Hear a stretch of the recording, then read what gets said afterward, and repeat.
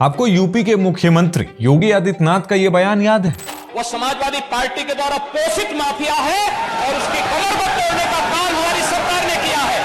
और फिर मैं कहता है इसे हम बार बार इस माफिया को मिट्टी में मिला देंगे। सरकार में सुनिए, उन्होंने ये बयान दिया था जब माफिया अतीक अहमद ने राजू पाल की हत्या करवाई थी। माफिया अतीक उसके बाद सही में मिट्टी में मिल गया, लेकिन वर्तमान में एक और माफिया पर कार्रवाई यूपी की योगी सरकार कर रही है और इससे चिलमिलाहट मच रही है समाजवादी पार्टी के खेमे में। कुछ दिनों से यूपी में कोडीन कफ सिरप का मामला खूब चल रहा है। अब तक दर्जनों गिरफ्तारियां हो चुकी हैं, करोड़ों की कफ सिरप पकड़ी जा चुकी है। कफ सिरप मामले के आरोपितों की फोटो अखिलेश यादव के साथ आ रही है। उनके लिंक सीधे तौर पर समाजवादी पार्टी के नेताओं के साथ एस्टेब्लिश हो रहे हैं। लेकिन आखिर ये पूरा मामला क्या है और क्यों समाजवादी पार्टी इससे हैरान परेशान है, ये जानते हैं। मामले को समझने के लिए हमें सबसे पहले जानना होगा कि आखिर वो कोडीन क्या चीज है जिसके नाम पर सारा बवाल है। कोडीन दरअसल अफीम से निकला हुआ एक पदार्थ है। सामान्य तौर पर जिन सिरप में इसका इस्तेमाल होता है वो खांसी का इलाज करने के लिए इस्तेमाल किया जाता है।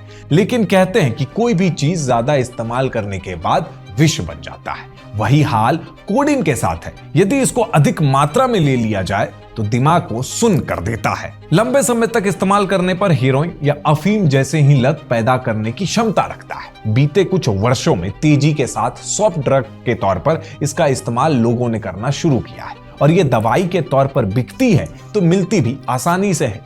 तो बस जो चीज नशा देती है उसका बिजनेस भी खड़ा हो गया और एक पूरा गैंग इस काम में जुट गया। अब आपको समझाते हैं कि सारा केस कहां से चालू हुआ। साल 2024 की फरवरी में लखनऊ की सुशांत गोल्फ सिटी इलाके में एक छापा पड़ा। फेंसिडिल नाम की एक सिरप जो कोडीन बेस्ड सिरप थी। यूपी एसटीएफ को सूचना मिली कि यहां पर बड़ी मात्रा में उसका अवैध भंडारण किया जा रहा है। जब छापा पड़ा तो पता चला कि इसके कागजात फर्जी थे और इस सिरप की सप्लाई चेन संदेह को बढ़ा रही थी। इस छापे के बाद 1 साल से भी ज्यादा वक्त तक इस मामले की हर कड़ी में जांच हुई। इसके बाद 1 साल के करीब के समय की जांच के बाद 18 अक्टूबर 2025 को उत्तर प्रदेश के सोनभद्र जिले में एक ट्रक पकड़ा गया। ट्रक के अंदर बड़ी संख्या में चिप्स के कार्टून थे, लेकिन जब इन कार्टून को खोला गया तो अंदर नशे का पूरा जखीरा रखा हुआ था। इन कार्टून के अंदर कोडीन युक्त कफ सिरप की शीशियां रखी हुई थी। जब इनकी कीमत का अंदाजा लगाया गया तो प्रशासन के पैरों के नीचे से जमीन खिसक गई। इस ड्रग्स की कीमत करीब 3 करोड़ रुपए बताए गए। यहां मध्य प्रदेश के 3 तस्कर हेमंत पाल, ब्रिजमोहन शिवहरे और राम गोपाल धाकड़ गिरफ्तार हुए। इस मामले की सघन जांच हुई तो एक नाम सामने आया। नाम था शुभम जायसवाल। शुभम के नाम तक पहुंचने से पहले एजेंसियों ने 300 से अधिक फर्मों की स्क्रीनिंग की।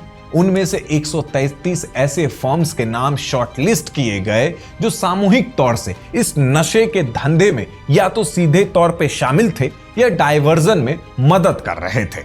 और सोनभद्र में ट्रक पकड़े जाने से कुछ महीने पहले से इस तरह की छापेमारी की जाने लगी थी, जिससे कि इस पूरे सिंडिकेट की कमर को एक झटके में ही तोड़ा जा सके। एसटीएफ ने जांच को तेजी से आगे बढ़ाया तो राज खुलने लगे। शुभम जायसवाल जो मूल रूप से बनारस का रहने वाला है, जो आज के समय में दुबई में रहता है। एसटीएफ ने 27 नवंबर को लखनऊ के विभूति खंड इलाके में गौरी चौराहे के पास अमित कुमार सिंह उर्फ अमित टाटा को गिरफ्तार किया। पूछताछ में पता चला ये ड्रग्स के कारोबार की अहम कड़ी है और दुबई से शुभम जायसवाल के इशारों पर पूरे नेटवर्क को ऑपरेट करता है। अमित टाटा के पास से मिले डिजिटल उपकरणों से सप्लाई रूट, लेन देन का रूट, सिंडिकेट का पूरा नेटवर्क मैप सब कुछ सामने आ गया। शुभम के इस नशीले कारोबार में उसका पिता भोला प्रसाद भी शामिल था। उसे कलकत्ता एयरपोर्ट से उस समय गिरफ्तार किया गया जब वो उत्तर प्रदेश की एसटीएफ की कार्रवाई से डरकर थाईलैंड भागने की फिराक में था।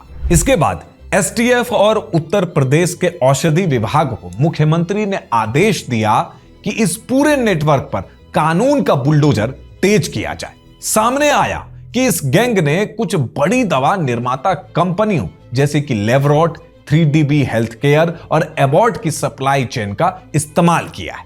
वाराणसी, गाजियाबाद, लखनऊ, कानपुर, इन शहरों में कागजों पर दर्ज दर्जनों फर्म खड़ी की गई। हिमाचल की फैक्ट्रियों से सिरप मंगवाया गया, गाजियाबाद के गुप्त गोदामों में छुपाया गया और फिर फर्जी दस्तावेजों के जरिए बिहार, बंगाल और नेपाल बॉर्डर तक सप्लाई किया गया। इस मामले में उत्तर प्रदेश पुलिस के एक बर्खास्त सिपाही आलोक कुमार सिंह का नाम भी सामने आया, जिसकी 7000 वर्ग फुट की कोठी को देखकर ईडी के अधिकारी भी सन्न रह गए थे। और बात तब और गहरी हो गई जब इसी बर्खास्त सिपाही के साथ समाजवादी पार्टी के मुखिया अखिलेश यादव की तस्वीर भी निकलकर सामने आ गई। इस पर सपा को जवाब देते नहीं बन रहा।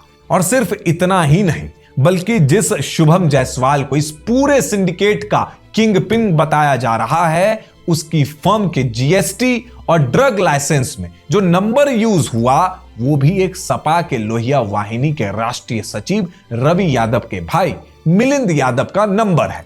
इस मामले में समाजवादी पार्टी के कॉन्टेक्ट्स यहीं तक सीमित नहीं है, बल्कि डब्बू यादव, रोहित यादव जैसे नाम भी तैर रहे हैं। इन पर भी जल्द खुलासा होने की उम्मीद है। एसटीएफ की जांच के दौरान इस मामले में शुभम जायसवाल, आलोक सिंह और अमित टाटा के अलावा विभोर राणा, विशाल राणा, सौरभ त्यागी, भोला प्रसाद जायसवाल, अभिषेक शर्मा, आकाश पाठक, पप्पन यादव, मनोहर जायसवाल जैसे नाम सामने आए हैं। अखिलेश यादव के साथ आलोक सिंह की तस्वीरों के बाद अब समाजवादी पार्टी इस जुगाड़ में है कि वो कैसे इस पर ज्यादा से ज्यादा शोर क्रिएट कर सके। वैसे जिस कोडीन कफ सिरप फेसिडिल को लेकर यूपी में आज बवाल मचा हुआ है, उसका नशे के तौर पर इस्तेमाल और तस्करी कोई नई चीज नहीं है। ये खबर देखिए, 2012 में ही भारत और बांग्लादेश इस तस्करी को रोकने को लेकर काम कर रहे थे, लेकिन यह तस्करी अभी पूरी तरह से रुकी नहीं है, बल्कि आपको रोज ऐसी खबरें देखने को मिलेगी जिसमें बीएसएफ फेसिडिल यानी कोडीन वाली कफ सिरप जब्त करती है। बंगाल में इस तस्करी में टीएमसी के लोगों के शामिल होने का आरोप भाजपा लगाती रहती है। यहां तक कि टीएमसी के बड़े नेता अनुव्रत मंडल तक पर भी अपने मवेशी तस्करी के सिंडिकेट का इस्तेमाल ड्रग तस्करी के लिए करने के भी आरोप है। तो समाजवादी पार्टी की दोस्त टीएमसी का भी कहीं ना कहीं इस कोडीन तस्करी में नाम आया, इसलिए यूपी में शोर मचाया गया। वैसे आपको एक और फैक्ट बताता हूं जिससे आप चौंकेंगे। इस मामले में मैंने कुछ देर पहले एक आरोपित का नाम बताया, विभोर राणा। विभोर राणा साल 2021 में 1350 फेसिडिल की बोतलों के साथ मालदा में पकड़ा गया था और उसके खिलाफ नारकोटिक्स एक्ट चलाया गया था। आपको पता है तब कलकत्ता हाई कोर्ट में उसकी जमानत का केस कौन लड़ रहा था? उसकी जमानत का केस लड़ रहे थे सब्यसाची बनर्जी। यही सब्यसाची उस पूर्व टीएमसी नेता शेख शाहजहां का केस लड़ रहे थे, जिसने संदेश खाली में रेप से लेकर कब्जे तक किए थे। और टीएमसी ने तब अपने इस नेता को बचाने की खूब कोशिश की थी। और बॉस, अगर अभी भी आपको कुछ गड़बड़ दिखती नहीं है तो एक और फैक्ट सुनिए। विभोर वाले मामले में दूसरे आरोपित को जो दूसरा वकील अयान भट्टाचार्य रिप्रेजेंट कर रहा था, इसी वकील ने आरजीकर मेडिकल कॉलेज रेप मामले में ताला पुलिस स्टेशन के लोगों को रिप्रेजेंट किया था। और यह मामला भी टीएमसी के लिए राजनीतिक संकट की तरह था। समाजवादी पार्टी ने आज तक बंगाल में कफ सिरप की तस्करी और इस मामले में विभोर राणा और उसके वकीलों को लेकर आवाज नहीं निकाली है। और अब जब योगी सरकार इस पर कार्रवाई कर रही है तो समाजवादी पार्टी रोज हल्ला मचा रही है। आपको एक और पॉलिटिकल कनेक्शन बताता। कुछ दिनों पहले आपको याद है कि मध्य प्रदेश में कई बच्चों की मौत एक कफ सिरप को पीने से हुई थी। यह कफ सिरप बनी थी तमिलनाडु के श्रीसन फार्मा में, और तमिलनाडु में है डीएमके की सरकार। वही डीएमके जो अखिलेश के दोस्त हैं, जिसके हिंदू विरोधी एक्शन पर हाल ही में अखिलेश की पार्टी के सांसदों ने साइन किए थे। तो इस पर भी समाजवादी पार्टी की आवाज नहीं निकली, बल्कि यूपी में हल्ला मचा दिया। कहीं ये डीएमके और टीएमसी जैसे दोस्तों को बचाने के लिए कवर अप तो नहीं है? वैसे इस कोडीन वाले कफ सिरप को बैन करने के लिए केंद्र सरकार ने कदम उठाए थे, लेकिन फार्मा इंडस्ट्री इसके खिलाफ कोर्ट गई और दिल्ली हाई कोर्ट ने केंद्र सरकार के बैन को रोक दिया। और आज उसी कोडिन के सहारे उत्तर प्रदेश में समाजवादी पार्टी हवा बनाने में जुटी हुई है और सीएम योगी आदित्यनाथ को निशाने पर ले रही है। इस काम में उसका सहायक मीडिया भी बड़ी भूमिका निभा रहा है। लेकिन देशी विदेशी मीडिया की सीएम योगी से घृणा किसी से छिपी नहीं है। विदेशी मीडिया ने योगी आदित्यनाथ की मुख्यमंत्री पद पर नियुक्ति के समय से आज तक उन पर हमला ही किया है, चाहे न्यूयॉर्क टाइम्स हो या फिर बीबीसी। अल जजीरा ने तो उन्हें आग उगलने वाला नेता करार दिया।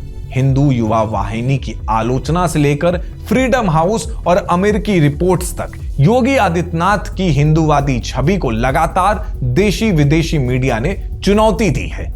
कारवां मैगजीन ने योगी पर निरंतर मीडिया ट्रायल चलाया, लेकिन इससे भी वो अभी विचलित नहीं हुई। अब नशे के कारोबार के खिलाफ सख्त एक्शन लेते हुए उनका ऐलान स्पष्ट है।